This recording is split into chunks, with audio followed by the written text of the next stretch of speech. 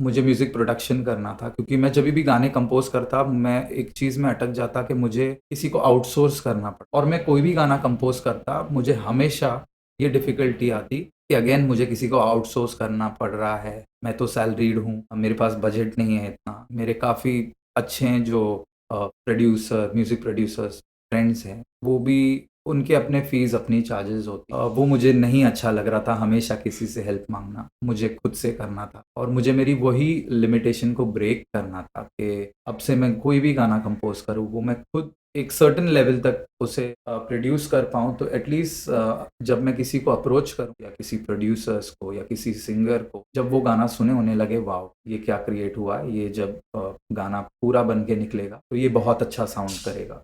फिर मेरी learning journey start हुई बीट प्रो के साथ। Hello everyone, I'm Bhairavi and today we are having a small discussion with Anirudh, who is also a musician. Okay, so first of all, I want to ask you, are you from Mumbai? Yes, I am from Mumbai. I'm born and brought up in Mumbai. So what's your story, in music? Okay, so it was naturally gifted to me. My dad is a musician. Oh, He's it's a really great. rhythmist, and he's also a music composer. He had his Oh, has his own band, in fact, Bamboo Beats.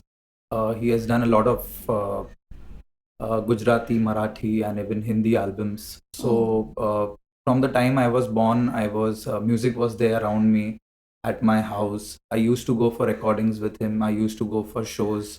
Uh, Never realized that I have a passion or interest for it, but it was naturally there always oh, that's around great. me. And later on, when schooling and everything happened, I still continued, had a chance to learn music. I started learning tabla initially. Then for a few years, I was privileged enough to learn a bit of drums and learn the keyboard, how to play the keyboard. So for me, when I was learning, I wanted to learn anything and everything that could create interest for me. Okay. But then later on, when I started doing recordings and everything with my father, I realized rather than playing an instrument or doing arrangements or doing rhythm arrangements, I'm more into composing music and Oh, singing. So that gave me more interest. Something like I always wanted to create something of my own, having and not basically very interested to play for a show or something and play everyone's song. I do that. Uh, you get a lot of learning from that also. But my main aim was always to compose songs, because anytime, anywhere, even in school, everywhere, I used to get tunes in my mind, and oh. then I used to think that अगर मैं करता तो इसको इस तरीके से करता, तो that was how it is. Okay, so how many instruments you play? मतलब आपने बताया आप rhythmic instruments भी play करते हो, piano, तो guitar. How many I instruments you play? basically am not technically trained to play any instrument. I play it by Okay. the ear. Mm-hmm. Whatever sounds correct to me. Mm-hmm. I had a very good gift, sense of music. So whatever sounds correct to So you are me, God gifted, I must say. yes, or maybe from the family. Oh yeah. I always got teachings from my father that Mm. this is sounding incorrect or this is correct, इसको Mm. ऐसे करो. And being around with musicians, observing them, वो naturally आते जा रहा था कि ये सही है, ये ऐसे होता है. पहले तो Okay. कुछ भी नहीं पता था. Okay. What is a bar, और how do you do counting, Okay. और basically सबको Time देख signature देख के and all. Yeah. everything सबको देख के फॉलो करके ऑब्जर्व करके ऐसे ही हुआ है. Okay, so आप किसको follow करते हो? मतलब admire किसे करते हो? I mean, obviously it's your father. If I Yes. say. As a music composer, my inspiration has always been R.D. Burman, Oh. because इतनी वर्सेटैलिटी मैंने कभी नहीं देखी. एज इन कोई भी जॉनर का गाना हो, उसे करेक्ट ट्रीटमेंट मिलना, वो एरा में थोड़ा मॉडर्नाइज ट्रीटमेंट देना या इंडियन फील भी देना, वो कंप्लीटनेस थी. और काफ़ी सारे म्यूज़िक डायरेक्टर्स हैं आज भी. अमित त्रिवेदी जी को Yeah. सुनते हैं या शंकर एस एन लॉय को सुनते हैं, सारे ही अच्छे हैं अपने हिसाब से बहुत अच्छा काम कर रहे हैं। तो हर एक टाइप का म्यूज़िक आई थिंक सुनना इम्पोर्टेंट होता है, ओके, चाहे वो कोई भी कंट्री का हो या कोई भी जॉनर का जॉनर हो, का हो। उससे कहीं न कहीं कुछ आइडियाज़ तो मिल ही जाती थी, कुछ ना कुछ हाँ, तो सीखने मिलता है, कभी वेस्ट नहीं होता है। ऐसे। बट आपका मेनली जॉनर कौन-सा है? मतलब अ, आप क्या प्रेफ़र करते हो? मैं बचपन से इंडियन बॉलीवुड म्यूज़िक सुना ओके, है तो या वही मेरा जॉनर है। हुँ, हुँ। फ़ोक म्यूज़िक भी मुझे बहुत पसंद है, इंडियन बॉलीवुड म्यूज़िक पसंद है, थोड़ा-सा सेमी क्लासिकल साइड तक मुझे पसंद है। मेनली क्लासिकल के लिए मैं क्योंकि ट्रेन्ड नहीं हूँ और मुझे अ, उसकी उतनी समझ भी नहीं है, तो वो मुझे इतना इंटरेस्ट नहीं क्रिएट करता, पर मैं कोशिश करता हूँ कि सुनूँ, उसमें से भी कुछ ये करूँ। तो जब मैं कॉलेज में था, मेरा एक बैंड था ज़ीरो ग्रेविटी करके, काफ़ी अच्छा ग्रुप था। So sorry but zero gravity क्यों? वो ऑलरेडी एक ब्रांड था जो ऑलरेडी कुछ लोगों के साथ था, उसके बाद मैं उसको जॉइन किया हूँ। ओह! तो ओके। ज़ीरो ग्रेविटी था, अच्छा चल रहा था तो हमने नाम उसे वैसे ही रहने दिया। तो कुछ गिटारिस्ट थे उसमें, दोस्त थे जो मैं होटल मैनेजमेंट किया हुआ हूँ। ओके, तो वहाँ पे कुछ सेम इंटरेस्ट के लोग मिले जो म्यूज़िक करते थे और भी बाहर के लोग ऐड हुए बैंड में। तो मैंने इनिशियली कीबोर्ड बजाना स्टार्ट किया बैंड के साथ, फिर एज़ अ वोकलिस्ट मैंने स्टार्ट किया। काफ़ी अच्छा चल रहा था और फिर ऐसे लग रहा था कि कहीं न कहीं वो डायरेक्शन मिल रहा है। उसके बाद जब जॉब स्टार्ट की, होटल्स में किया कुछ टाइम, उसके बाद में एविएशन में केबिन क्रू था। काफ़ी सालों तक 10-12 साल तक मैंने एज़ अ केबिन क्रू काम किया। तो वो काम करते-करते कहीं न कहीं म्यूज़िक छूट गया। मुझे हमेशा लगता था कि नहीं टाइम मिलेगा और कर पाऊँगा। कोशिश भी करता था कुछ शोज़ करने की या जब छुट्टी हो तो अपने लिए म्यूज़िक करने की या घर पे वीडियोज़ बनाने की, पर वो हो नहीं पा रहा था। तो कहीं न कहीं जब रियलाइज़ हो रहा था कि लाइफ़ का मेन एम या गोल या फ़ोकस हट रहा है साइड से, और जब मैं फ्लाइट्स पे जाता था, मैं म्यूज़िशियंस को देखता था, सिंगर्स को देखता था, किसी को स्टेज पे परफ़ॉर्म करते हुए देखता था, तो मुझे लगता था कि मुझे वहाँ होना चाहिए, ना कि यहाँ होना चाहिए। तो इसी रीज़न से फिर मैंने लॉकडाउन में फिर से टाइम था काफ़ी ज़्यादा, काम नहीं था तब, तो इंस्ट्रूमेंट्स अपने वापस निकाले, बजाना शुरू किया। बहुत अच्छा फ़ील हो रहा था मेंटली भी। एक म्यूज़िक बहुत अच्छी थेरेपी है, हेल्प करती है या आपको। तो अच्छा फ़ील हुआ, फिर जब वीडियोज़ डालता था, पोस्ट करता था, बहुत अच्छा रिस्पॉन्स आता था और हमेशा कहीं न कहीं से लोगों से यही मैसेज मिलता था कि अगर ये गिफ्ट तुमको भगवान ने दी हुई है तो किसी रीज़न से दी हुई है, आप प्लीज़ उसे you have continue to work कीजिए। ऑन इट, ऑफ हाँ, कोर्स। तो वहाँ से फिर कोविड के बाद फिर जॉब शुरू हुआ, मैंने रियलाइज़ किया कि टाइम नहीं मिल पा रहा है। तो मैंने मुझे म्यूज़िक प्रोडक्शन करना था क्योंकि मैं जभी भी गाने कंपोज़ करता, मैं एक चीज़ में अटक जाता कि मुझे किसी को आउटसोर्स करना पड़ता। हुँ, मेरा प्रोडक्शन करने के लिए, अरेंजमेंट्स करने के लिए, दिमाग में बहुत सारी चीज़ें होती थी, पर वो अ, वहाँ पे इम्प्लीमेंट करने के लिए मेरे पास वो टेक्निकल स्किल्स नहीं थे।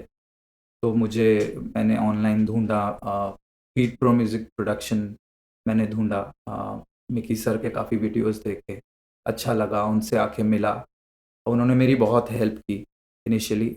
मेरे टाइमिंग्स काफ़ी ऑड होते थे तो मेरे मतलब जॉब आप से। जॉब और ये ये साथ में कर और रहा था। साथ में कर रहे थे? जी। ओके, तो तब उन्होंने मेरे टाइमिंग्स को काफ़ी एडजस्ट किया है, ऑड टाइमिंग्स को, और ऐसा नहीं था कि मुझे तभी ही क्लास में आना है। मैं काफ़ी लास्ट मिनट उनको बताता कि आज मैं फ्री हूँ, क्या मैं आ सकता हूँ? उन्होंने हमेशा हेल्प किया, गाइड किया और उस चीज़ को अपने शेड्यूल को भी निकाल कर के उन्होंने उस चीज़ में हेल्प करके एडजस्ट की। फिर मेरी लर्निंग जर्नी स्टार्ट हुई बीट प्रो के साथ। तो आप मैं आता था, मैंने एबल्टन लाइव ये सॉफ्टवेयर सिलेक्ट किया, डॉ जो कि होता है सीखने के लिए। सर ने काफ़ी हेल्प की, गाइड किया, इसे कैसे कर सकते हैं, सारे उसके टूल्स सिखाए। अभी भी सीखता हूँ, किसी की लर्निंग जर्नी कभी ख़त्म नहीं हो सकती। अभी भी सीखता हूँ, कोई भी डाउट्स होता है उनको पूछता हूँ। तो वैसे करते गया, मज़ा आने लगा।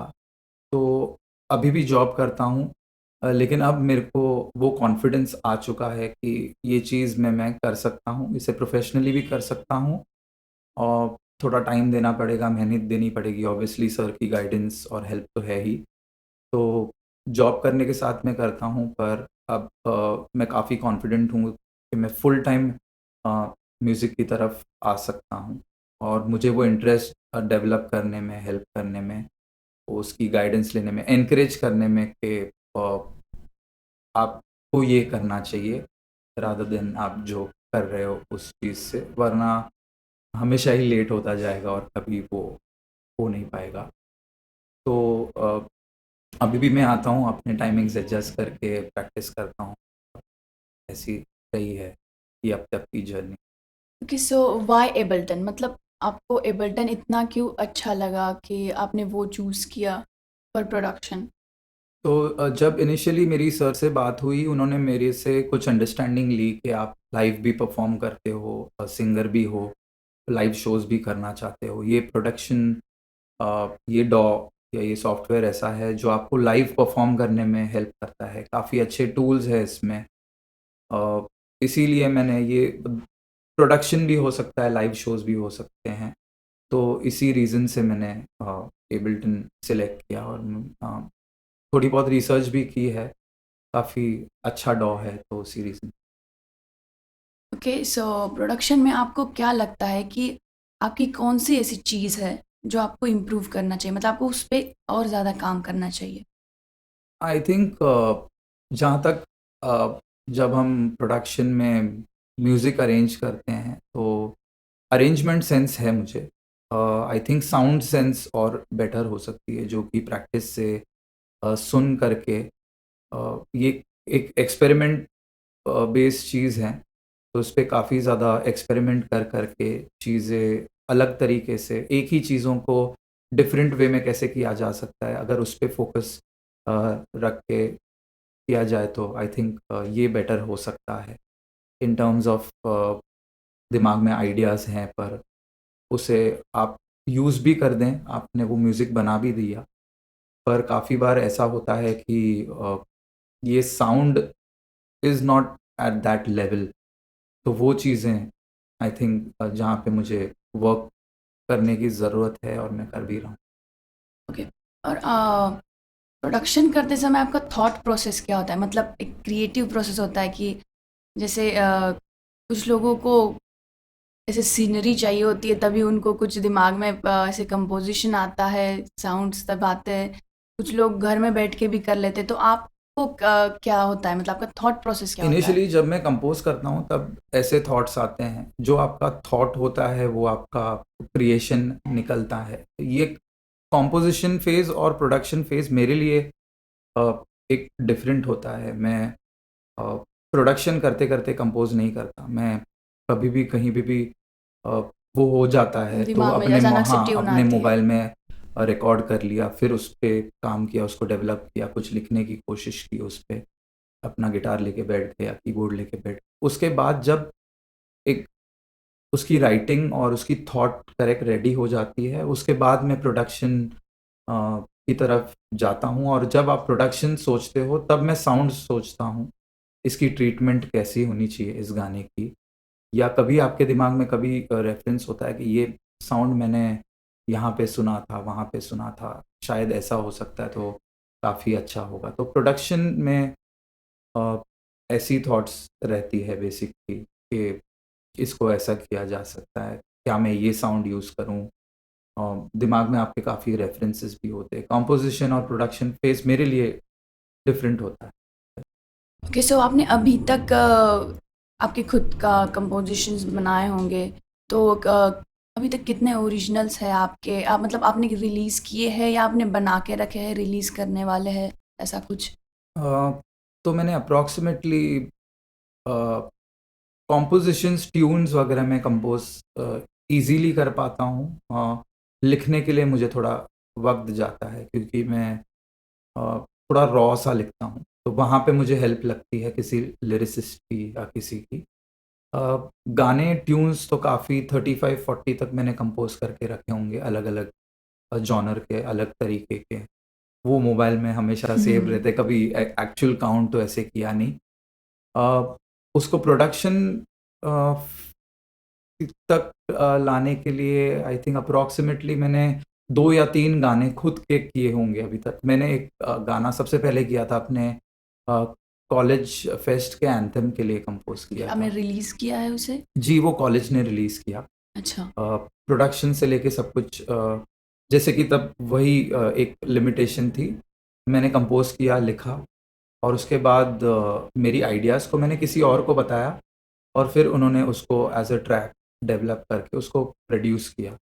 तो ऐसा काफ़ी बार हो चुका है। एक गुजराती ओरिजिनल भी माता जी का सॉन्ग मैंने ओह दैट्स कंपोज़ किया नाइस। था, लिखा था, किसी और से प्रोडक्शन करवाया। अरेंजमेंट, म्यूज़िक ये मैं खुद रिदम करने की कोशिश करता हूँ, जहाँ पे मेरे इनपुट्स मैं दे सकूँ और वो ही आइडिया मैं अपने अरेंजर्स या जो भी प्रोडक्शन कर रहा है उनको बताने की कोशिश करता हूँ। पर क्या होता है कि अ, मेरे दिमाग में है कुछ और मैं उसको किसी वे से इम्प्लीमेंट करना चाहता हूँ, पर वो 90-80% हो पाता है क्योंकि सामने वाले की स्टाइल और टेक्नीक अलग होती है, उसका म्यूज़िक की रेफ़रेंस अलग होता है सबका। थिंकिंग अलग होती है, तो वहाँ पे मुझे चाहता हूँ कि मैं खुद ही प्रोड्यूस कर पाऊँ।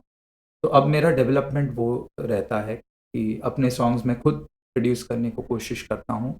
टाइम लगता है लेकिन कर रहा हूँ। हाँ।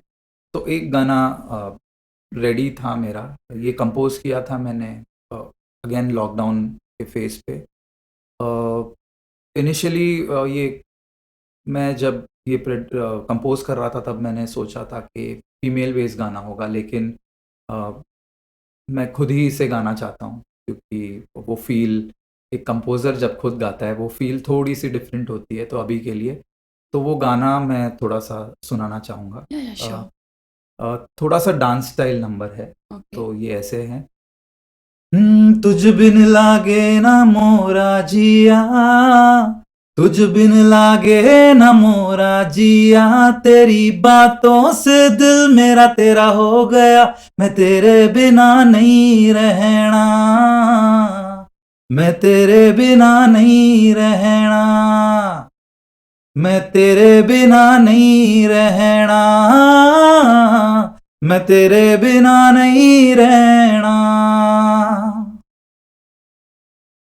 ऐसा है वो गाना, आगे भी कंपोज़ इट्स किया रियली हुआ है, नाइस। तो इस पे हम अब काम कर रहे हैं और इसके कुछ लूप्स, ग्रूव्स बनाए हुए हैं, बेस पैटर्न्स हैं दिमाग में। मिकी सर से इसके लिए काफ़ी हेल्प मिल रही है। ये मैं खुद प्रोड्यूस करूँगा। इसके लिए गाइडेंस या जो भी हेल्प इन टर्म्स ऑफ टेक्निकैलिटीज़ या प्रोडक्शन अरेंजमेंट में आएँगी, वो मैं मिकी सर से हेल्प ज़रूर लूँगा, उनकी गाइडेंस ज़रूर लूँगा। तो ये गाना अगले 1 से डेढ़ महीने में हम इसे फिनिश वो ओके। गाना ऑलरेडी स्क्रैच वगैरह रिकॉर्ड हो चुका है, कुछ चीज़ों पे उस पे काम ऑलरेडी हो चुका है, अंडर प्रोसेस है, तो 1 से डेढ़ महीने में हम एक्सपेक्ट कर सकते हैं कि वो गाना release. That's great. Congratulations to you. Thank you so much. तो मैं हमेशा जब गाने कंपोज़ करता था तो मैं स्लो सॉन्ग्स या emotional songs, sad songs compose करता था, वैसी थॉट्स आती थी। तो मुझे एक खुद में चैलेंजिंग सा लगता था कि क्या मैं एक डांस नंबर भी कंपोज़ कर सकता हूँ? क्या मैं दूसरे जॉनर में भी एक्सपेरिमेंट कर सकता हूँ? पता था कर पाऊँगा, लेकिन कभी कोशिश नहीं की थी। तो जब काफ़ी वक़्त था तो दिमाग में ऐसे ट्यून आई, तो जब गिटार लेके बैठे हैं तो और भी कुछ म्यूज़िक आ रहे थे दिमाग में और बहुत अच्छे से होते जा रहा था और अच्छा साउंड कर रहा था। तो इनिशियली जब मैंने ये गाना बनाया अ, तब मेरे दिमाग में एक फ़ेमस फीमेल सिंगर से गवाने की काफ़ी इच्छा थी इस गाने को। क्या मैं पूछ मैंने सकती हूँ कौन? नेहा कक्कड़ जी अच्छा। को गवाना चाहता था। मैंने कॉन्टैक्ट करने की कोशिश भी की थी उनको और किसी के थ्रू मैंने अपना स्क्रैच भी अ, बना के भेजा था। अ, उन उन उस टाइम पे उनकी शायद शादी हो रही थी, वो ओके। फ़ेज़ था, तो मेरा कॉन्टैक्ट हो नहीं पाया उनसे। फिर मैंने थोड़ा-सा मेरे लिए चैलेंजिंग हो रहा था कि जब मैं प्रोडक्शन नहीं सीखा था, मैं अपना मोबाइल में रिकॉर्ड करके गिटार में बजा के किसी को गाना सुनाता तो ऐसे लगता कि गाना तो अच्छा है पर ये कैसे एटमॉस्फियर क्रिएट करेगा वो नहीं हो पा रहा था क्योंकि गाना कंप्लीटली प्रोड्यूस नहीं था, उसके रिदम्स नहीं थे, ग्रूव नहीं था, बेस पैटर्न नहीं था, सिर्फ मैं गिटार लेके गा रहा था। आउटसाइड डिस्टर्बेंस बहुत होता है जब आप घर पे मोबाइल पे रिकॉर्ड करते हो, तो वो गाना मैं उस हिसाब से प्रेजेंट नहीं कर पाता था। और मैं कोई भी गाना कंपोज करता, मुझे हमेशा ये डिफ़िकल्टी आती कि अगेन मुझे किसी को आउटसोर्स करना पड़ रहा है। मैं तो सैलरीड हूँ, मेरे पास बजट नहीं है इतना। मेरे काफ़ी अच्छे हैं जो म्यूज़िक प्रोड्यूसर्स फ्रेंड्स हैं, वो भी उनके अपने फ़ीस, अपनी चार्जेस होती है ऑफ कोर्स। और respecting their level of experience आप वो डिनाई नहीं कर सकते हो। फ्रेंडशिप लेवल पे कभी कोई हेल्प कर देता है बिल्कुल। पर वो मुझे नहीं अच्छा लग रहा था हमेशा किसी से हेल्प माँगना, मुझे खुद से करना था। और मुझे मेरी वही लिमिटेशन को ब्रेक करना था कि अब से मैं कोई भी गाना कंपोज़ करूँ, वो मैं खुद एक सर्टेन लेवल तक उसे प्रोड्यूस कर पाऊँ तो एटलीस्ट जब मैं किसी को अप्रोच करूँ किसी प्रोडक्शन हाउस को या किसी प्रोड्यूसर्स को या किसी सिंगर को, जब वो गाना सुने उन्हें लगे वॉव! ये क्या क्रिएट हुआ, ये जब गाना पूरा बन के निकलेगा, तो ये बहुत अच्छा साउंड करेगा। तो वहाँ पे मेरी चैलेंजेस होती थी, फाइनेंशियली भी मुझे चैलेंजेस होती थी। तो अ, उसी हिसाब से मैंने ये डिसाइड किया कि ये गाना मैं अब खुद प्रोड्यूस करूँगा, करना चाहता दैट्स रियली ग्रेट। निरुद्ध, अगर मैं देखूँ तो you are multi talented thank really. You. आप प्रोडक्शन भी करते हैं, आप कंपोज़र भी है, आप पियानो भी बजा लेते हैं, आप गिटार भी बजा लेते हैं, आप परकशनिस्ट भी है देखा जाए तो। थोड़ा बहुत। बिल्कुल। So it's really nice to have you and thank you. Thank you It so was much. nice talking to you. Thank you so And much. I want to thank Beat Pro uh, Productions for giving me this encouragement to get my journey ahead. Thank you so much for coming here and giving us your time. Thank you. And I wish you all the best for your future. Thank you. And congratulations for your song. Yes. Thank you.